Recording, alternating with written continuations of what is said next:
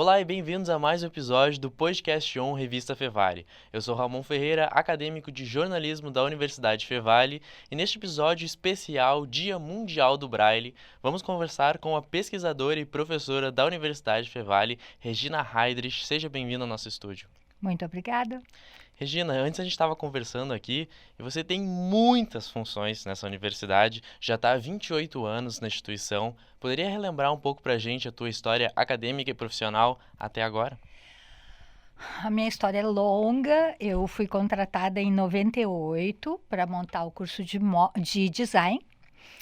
Um ano e pouco depois, nós montamos o curso de moda também. E eu consegui acompanhar toda a trajetória da universidade, quando ainda nem era centro universitário, depois do tempo que virou centro universitário, daí virou universidade. Ajudei na concepção do PPG, em Diversidade Cultural e Inclusão Social, que eu atuo já desde o início, do início do PPG. Ao longo, formei muitos alunos em diferentes áreas e trabalho hoje com a computação, com o design, com a moda e no PPG Diversidade Cultural e Inclusão Social e com as engenharias também. Em qual momento que você começou a se interessar por essa questão de inclusão e, claro, o sistema Braille? Quando começou a estudar? No meu mestrado, antes de entrar na Fevale, eu comecei a trabalhar com... Eu fiz uma pesquisa, por acaso, foi uma coincidência, eu entrei no mestrado na Unesp, em Bauru, no interior de São Paulo. E, na época, eu tinha filho pequeno e tinha recém me formado e não estava trabalhando. Comecei a trabalhar numa escola de informática naquela época, quando as pessoas começaram a ter computador em casa. E aí, depois disso, eu entrei no mestrado na Unesp, que na época era desenho industrial. E por acaso eu ia trabalhar com computação, arte, criatividade, design com crianças comuns. Ok? E a minha orientadora disse se eu não poderia ir na PAI auxiliar a filha dela, que era fono lá, para montar. Eles tinham recebido uns computadores e eles não sabiam nem tirar da caixa, montar, tinha um monte de joguinhos e se eu podia auxiliar. Eu fui. O que era para ficar um dia só. Eu fiquei os 2 anos de mestrado lá, me apaixonei pela área. Posteriormente, voltamos para o Rio Grande do Sul e aí eu fiz o doutorado na URGS e continuei trabalhando com inclusão, com pessoas com deficiência e trabalho com isso, já atuo nessa área todo esse tempo, 30 anos. E com toda essa história, como tu poderia explicar pra gente como funciona o sistema Braille? O sistema Braille, ele nasceu no início dos anos 1800, eu acredito que seja lá, eu não sei, acho que é 1810 por aí, com o Louis Braille, na França. Ele era uma criança que, trabalhando com o pai dele, ele era vidente. Vidente é o termo correto para quem enxerga, não tem nada de esotérico como se usa esse termo, né? Então, ele trabalhando com o pai, com uma oficina de couros, parece que a história é essa, e ele tinha um objeto pontiagudo que afetou um olho, cegou de um olho, posteriormente a infecção passou para o outro olho. Imagina as condições que havia de medicamento e tratamento na época, né? E ele ficou cego. Depois ele foi para uma escola de cegos e lá ele aperfeiçoou um sistema que já existia. E aí ele criou o Braille. Uhum. Bom, então com toda essa história, eu sei que ele passou por vários aperfeiçoamentos ao longo do tempo, até chegar em alguns equipamentos que tu trouxe pra gente aqui hoje. Trouxe. Poderia explicar pra gente como que é o processo de alfabetização? A gente pode aqui mostrar, pode ir conversando com a câmera. Posso. É essa câmera? Uhum.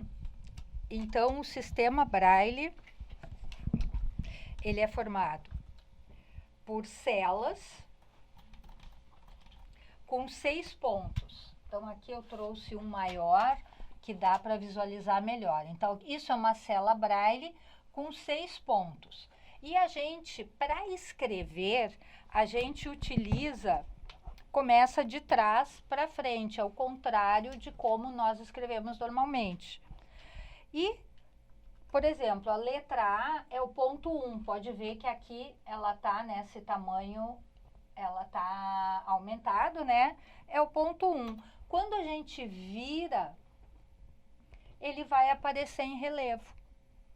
Então, é por isso que fica dessa forma. Aqui eu trouxe já impresso na nossa impressora Braille, que hoje a gente não precisa mais usar reglete, que é esse instrumento e a punção.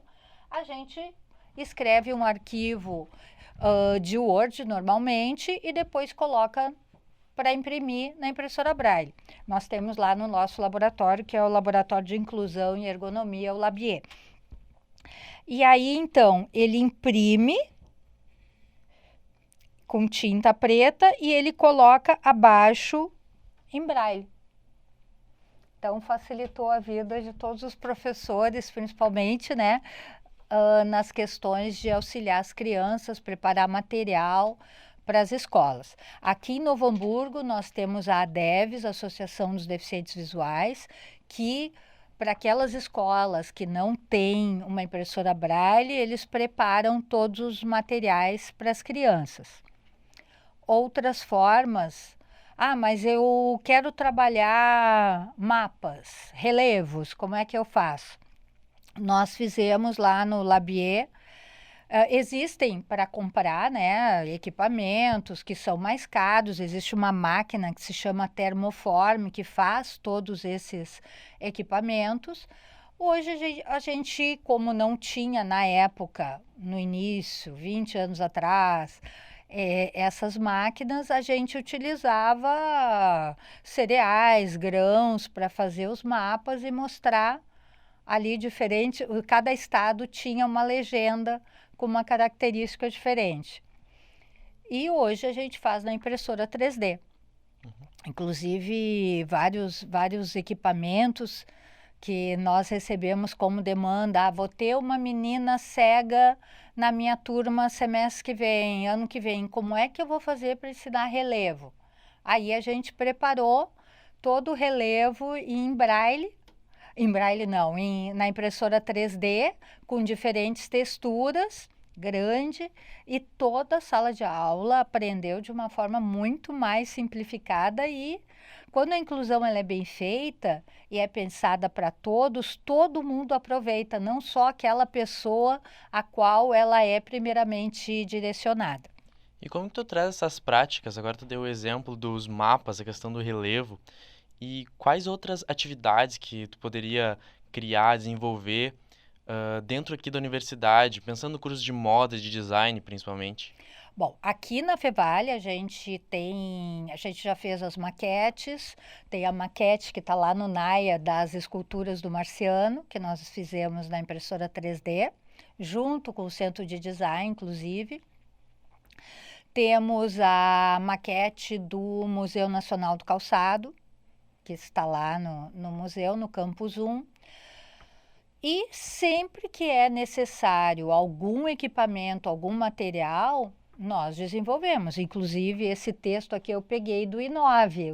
O I9 pediu que se nós poderíamos imprimir todo o material, caso recebesse alguém também cego. E são coisas que a gente vai aprendendo com as pessoas à medida que elas vão entrando na universidade e que elas necessitam. E a gente vai aprendendo e perguntando como é que eu posso te ajudar.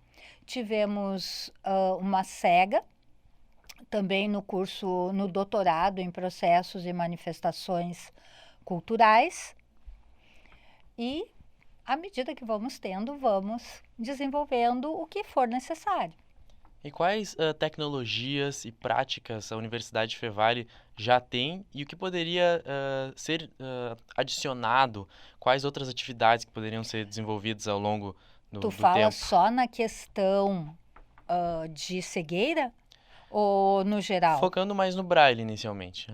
Tá, no Braille a gente tem todos os materiais em Braille Uhum. e também com audiodescrição, caso seja necessário, que isso é outra função absolutamente necessária para vídeos, para palestras, poder realmente descrever o cenário e tudo o que está acontecendo. Então, isso é muito importante, nós também temos aqui. E hoje a universidade ela tem em torno de 160 pessoas com TDAH, com TEA, que é transtorno do espectro autista, pessoas com TPS, transtorno de processamento sensorial. Autista, nós estamos com TEA, né? Nós estamos em torno de 60 alunos nos cursos superiores. E estamos trabalhando, desenvolvendo equipamentos, trabalhando com tecnologias, trabalhando com os professores, e tem sido uma experiência incrível. Eu tenho um aluno com TPS no curso de moda que ele vai de óculos escuros, ele é transtorno de processamento sensorial. Ele vai com fone de ouvido, porque ele não pode com barulho e com iluminação. E aí a gente conversou, olha, como é que eu posso te ajudar? Então, quando a turma começa a fazer barulho, ele vai ali para uma salinha. Estamos pensando em montar uma sala de acomodação sensorial ao lado do NAI ali, do Labier. E estamos com muitos projetos, porque a Lei Brasileira da Inclusão, ela surgiu em 96. Só que havia uma palavra ali que era o preferencialmente, que prejudicou um pouco o andamento desse processo. A partir de 2005, passou a ser lei. E mesmo assim, até ela ser implementada, e até hoje muitas escolas elas fazem de conta que incluem.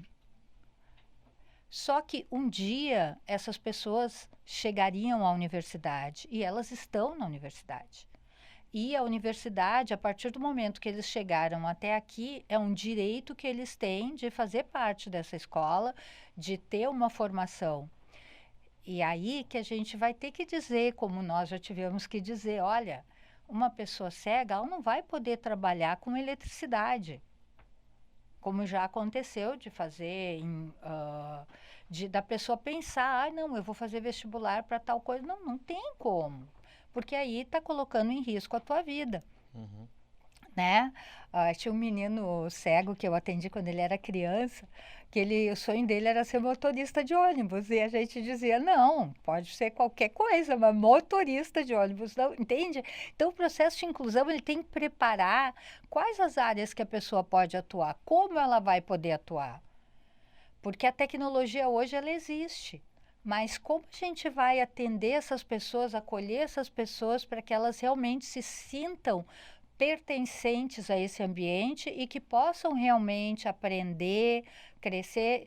Todas as pessoas cegas que eu conheço que conseguiram um processo inclusivo desde cedo, estão muito bem colocadas e têm uma vida de qualidade e fazem parte da sociedade, eles se sustentam, moram sozinhos.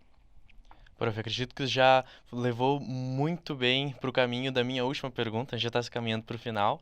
Eu gostaria que, para concluir, tu poderia fazer uma mensagem final, quem sabe, qual o sentido e qual a importância do Dia Mundial do Braille? Diretamente para a câmera, por favor. Ok, a importância do Dia Mundial do Braille é conscientizar todas as pessoas que existem formas diferentes de escrita, que existem formas diferentes de comunicação e que é muito bom poder aprender uma nova forma e conhecer pessoas diferentes.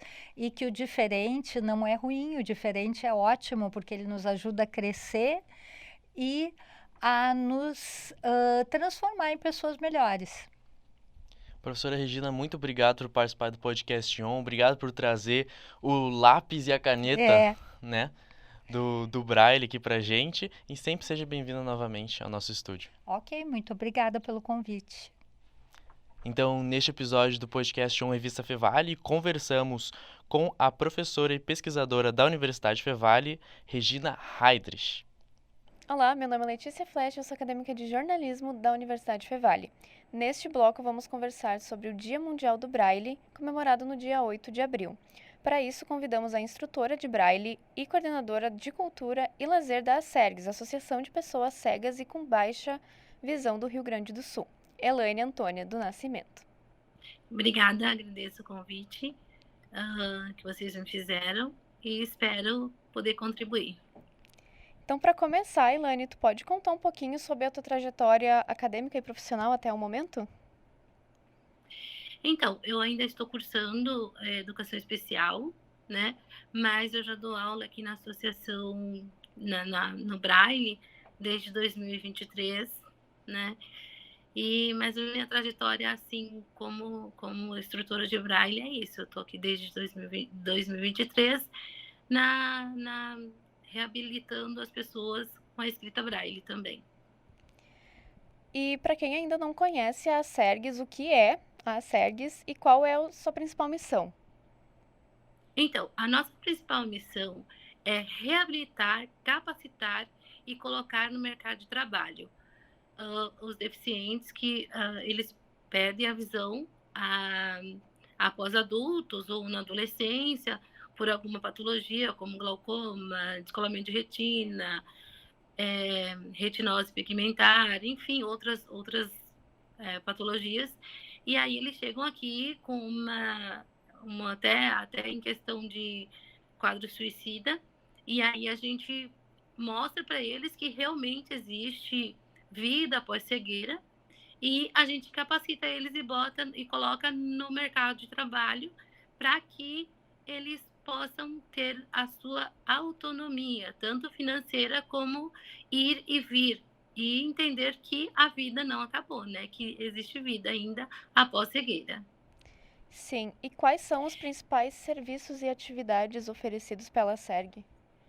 Então, nós temos o setor de esporte, cultura e lazer, né? Que assim, o esporte, nós temos o goalball, que é um jogo próprio para deficiente visual. Nós temos futebol de 5, temos corrida de rua, temos xadrez, e aí nós temos aqui dentro da associação também a atividade de dança para a saúde, que é uma dança como se fosse laboral, tá?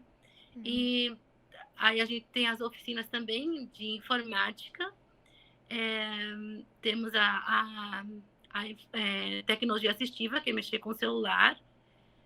Temos também a assistente social, que nossa primeira entrada é a assistente social, tá? A assistente social faz todo o mapeamento da pessoa e depois encaminha para se eles precisam de um atendimento psicológico, a gente caminha para atendimento psicológico, e daí a gente vai colocando ele nas oficinas que tem vagas, né? Por exemplo, a informática é tem muita competição, né? Tem muita gente inscrito, né?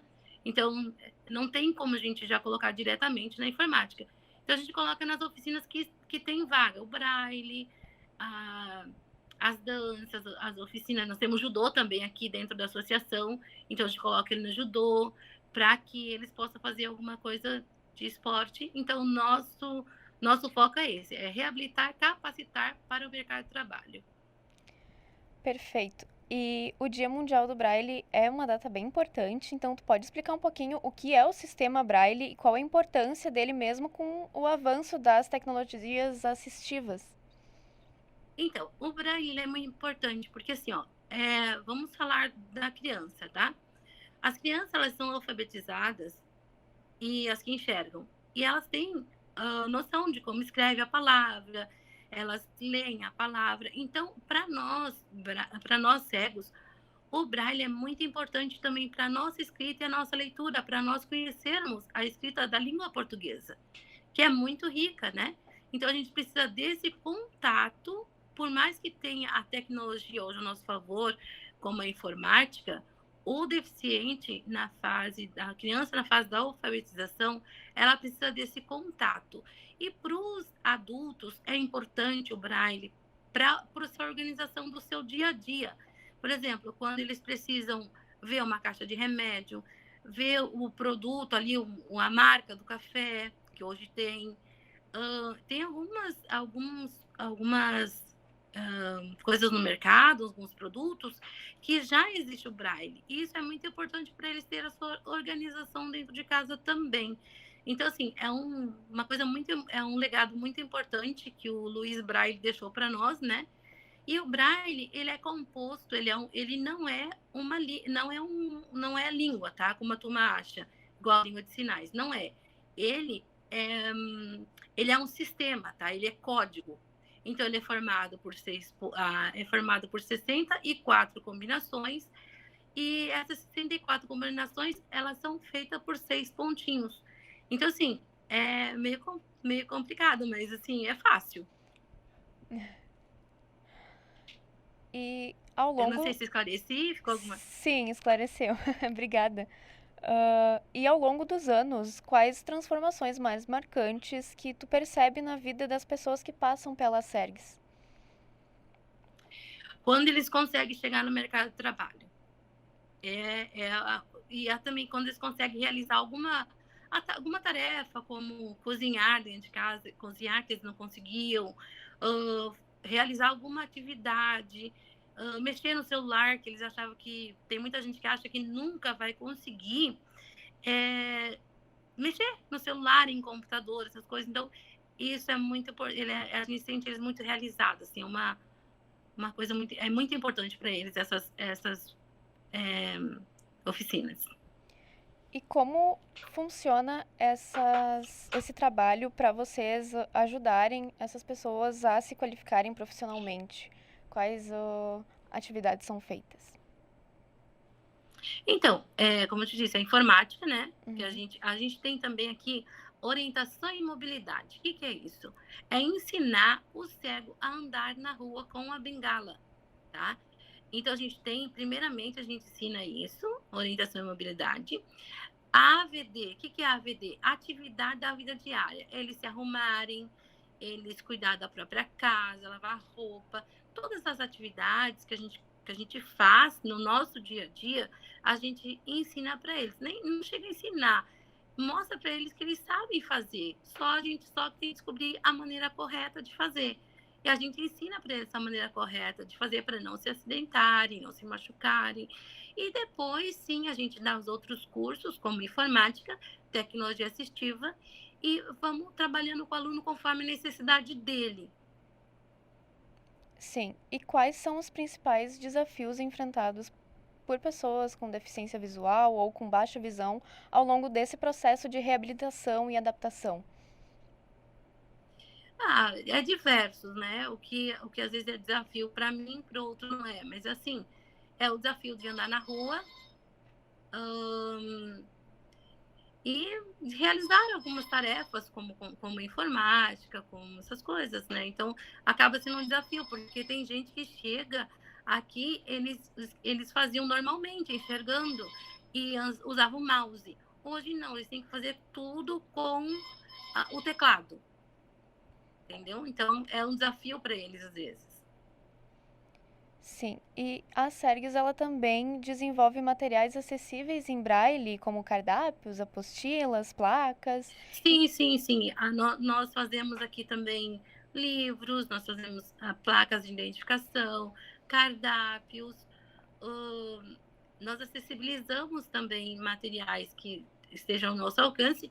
A nossa gráfica ela é pequena, né? Não é uma gráfica muito grande, não é uma gráfica industrial. Então, mas a gente consegue realizar, sim, algumas atividades. Hoje nós estamos com um projeto, futuramente, de a gente fazer braille e tinta, que é as duas escritas juntas, né?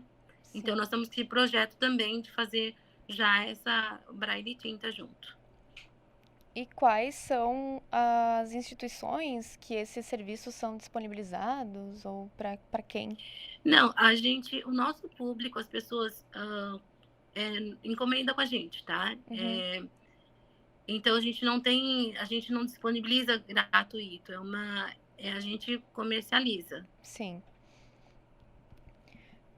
E para quem pode procurar a Sergues e como funciona esse acesso para o contato com vocês? Então, pode ser via Instagram, a Sergues é @Sergues, né? Uhum. Pode ser via telefone também, que eu posso passar aqui o número para vocês. WhatsApp, ou pode vir aqui mesmo também. É a forma de entrar em contato com a gente. E para quem tem vontade de apoiar ou ajudar a instituição, o que podem fazer? Então, pode fazer o cadastro também na Nota Fiscal Gaúcha e escolher a associação, também tem. Ou então, pode fazer doação por via Pix também. É mais ou menos isso, assim. Ou então se tornar sócio aqui com a gente também. Temos várias maneiras das pessoas nos ajudarem. Pode ser voluntário também, aceitamos voluntariado. Isso tudo contato através de Instagram e telefone, né? Telefone, isso. Então agora, para a gente finalizar, tu consegue deixar uma mensagem para a sociedade sobre a importância da acessibilidade, da inclusão das pessoas com deficiência visual, para todo mundo poder contribuir um pouquinho? Olha, gente, uma das coisas que eu posso deixar eu peço encarecidamente que, assim, não seria uma mensagem, seria mais um pedido mesmo, que não deixe, o piso tátil, ele é o podotátil, né? Ele é justamente para a gente se guiar. A gente usa aquele piso para que a gente na rua a gente se guiar. E tem patinetes em cima, tem vendedores em cima. Então, assim, se a gente conseguir entender isso e colaborar, nós vamos colaborar muito com as pessoas deficientes visuais e vai se tornar o nosso trajeto bem melhor, como de quem enxerga, vai se tornar bem melhor para a gente, assim, para a gente poder ir e vir, respeitar, né? Primeiramente, a gente tem que respeitar.